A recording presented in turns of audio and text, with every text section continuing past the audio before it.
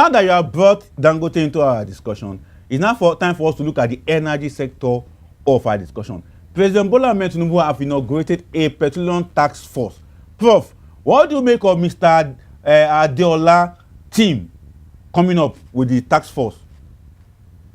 No, Fola Adeola is a very competent guy. Remember, he was the one that sorted out the PENCOM. Exactly. The PENCOM, something, this pension thing. Exactly. And also, he chaired the committee that I was a member of under the last administration. We worked on capital market to create national bonds and all of stuff. A very competent guy. So if he's going in there, he's going to deliver.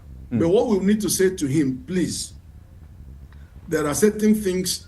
First of all, look at the thing that think are low-hanging fruits. The president had dished out Presidential Order 009. That is not an act. It's not a law. But you need to codify this. You need to consolidate that. You need to make sure that the National Assembly brings it in. That means you have to be looking at rapid amendment of the PIA law, so that we could consolidate some of these. And this PIA law, remember what happened on PIA for over 20 years. These guys, we are using money to stop any move by the National Assembly to pass it for 20 years. So eventually, I don't blame the fact that Buhari just said, bring this thing to me to sign. They brought it and he signed. And this guy has had enough battle with them, and then he had to walk away, let Tinubu deal with the rest. So many of the provisions were just necessary for them to agree for this thing to be passed, because the lobby was too intensive. And don't forget that as soon as it was passed, then the IOCs now began to walk away from inland operations and start going to more upstream and then more offshore. So at this part of the things, and then you are now seeing the problem we are having now. Look at it. Domestic crude obligation. Give crude to the company that are build refinery. They will not. And look at how they strangulated the 4 refineries owned by NNPC and gave NNPC so much wide power that they controlled all the export of crude and all the import of PMS, and turn around and be asking government to borrow 500 billion naira every month. These guys killed this country. So we need to unpack the PIA, tidy it up very well, and then have an annual act that will continue to smoothen the rough edges. So as I see them, to first of all consolidate these measures that the government is taking, and then draft more executive order for the president to enforce the DCO, the domestic crude obligation. Because look at what is going on today. Nigeria is still selling crude to China that is blocked any export of refined product.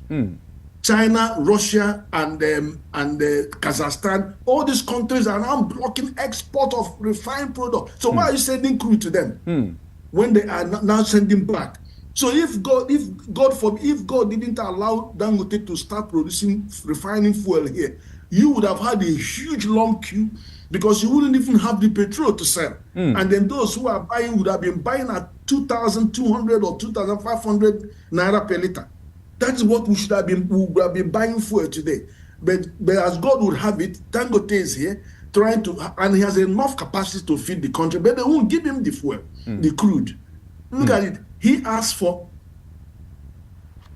Anyway, it's up to you. I don't know how much time you have. Go ahead, Prof.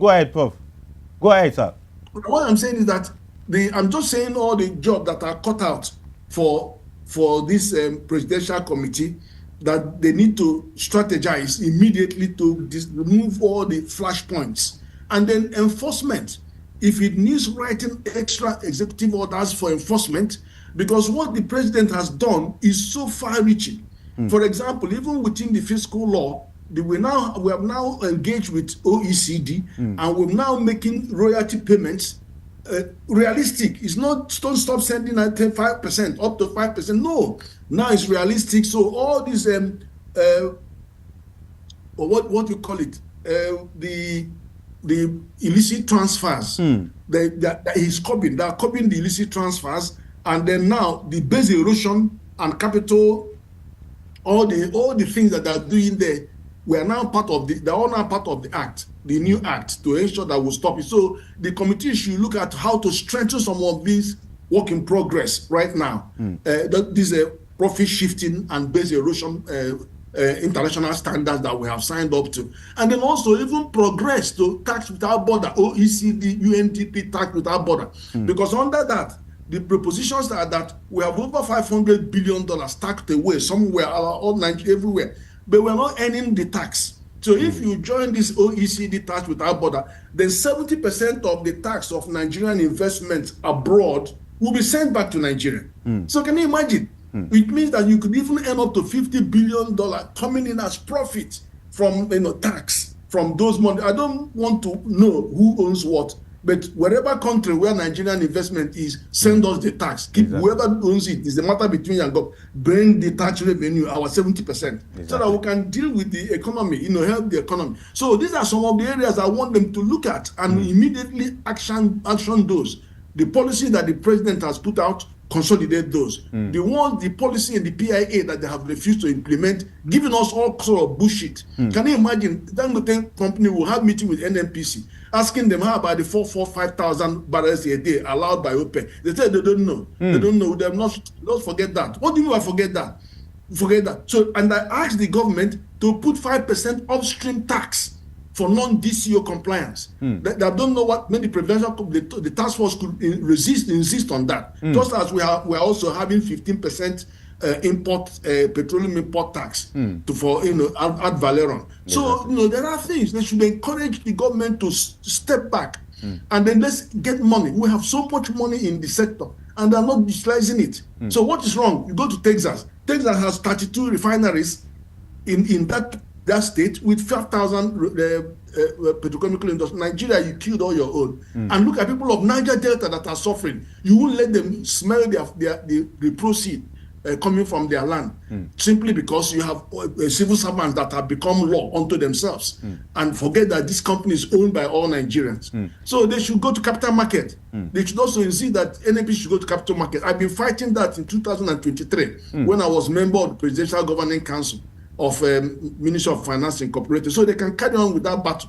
So there are many things that they could do to immediately restore sanity in that industry. Exactly. Now, Prof, before I let you go, the Nigerian Economic Summit Group have projected that we are going to earn 30.2 trillion naira within this period that the Middle East crisis is on from petroleum sector as gain or profit. Right now, Bonny Light is selling at $103.33. What is your take on that projection? 30 trillion this period of the Middle East crisis. We can do a lot more. We can do a lot more because at the moment, the crude is selling at 103, our own Brent crude. Exactly. It was a time it rose to 118. It came down. It was all dancing to the whims and caprices of President Trump. Whatever he says and does and doesn't do, it's just jumping up and down. But there are some attenuating circumstances. Now, even though the blockade is effective, but Iran is beginning to allow China to take their things through, allow India to take their things through, and then saying to the rest, look, unless you show me evidence that we are paying for this crude in yuan, I won't let you pass. So that is good because they are now trying to alter the entire global financial equation, which was as a result of what they call the Gulf deal of 1974, where they said you have to sell crude in dollar or buy crude in dollar for us not to attack you, because in 1974 they were actually about to attack when OPEC started. So that was how they but now these guys are dismantling all that, and then also the way they're attacking these other people means that if they can destroy the American bases in UAE and all this, so what stops them from destroying all your oil fields and all your so you can see that the possibility of the price going up is still there. And if attack and now Kaki Island is also being attacked by Trump, they may react and attack all the pumping stations on the coast, which means you can come and sit there, but you can't get any fuel. So it's going to get worse before it gets better. But in any case, Nigeria stands to gain. But my concern is this: why is Nigeria not allowing crude to go to Nigerian processing capacities, irrespective of, because Dangote can pay any price that other people will pay. In fact, what he's paying is this: he's paying $6 more as premium for our own crude that are sold to marketers, oil marketers. And then the ones that given to him by an NNPC, he's paying them $3 premium. Why is it? He requires 20 shipping loads every day. 13 is required to meet the requirement of Nigeria. He's only getting 5. He's not even getting the 13. And the other 5 is paying $3 premium to NNPC. Then the other ones, he has to go and source them from marketers.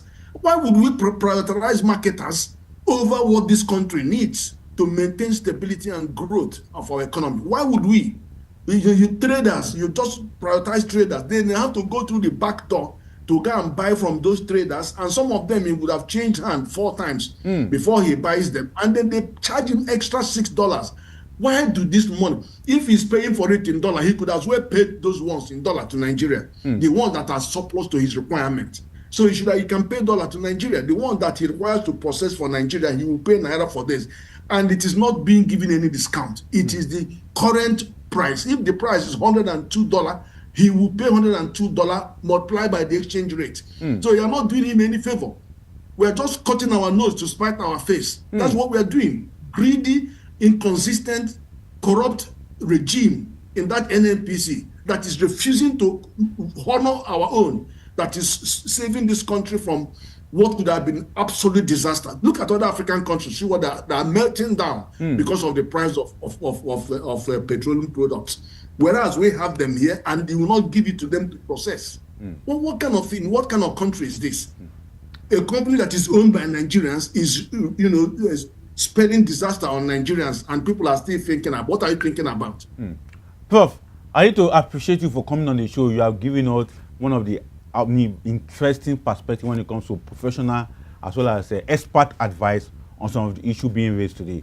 I want to believe that we'll have the opportunity to discuss intensively with you, particularly the Middle East crisis and how Nigeria can really benefit from this kind of crisis going forward.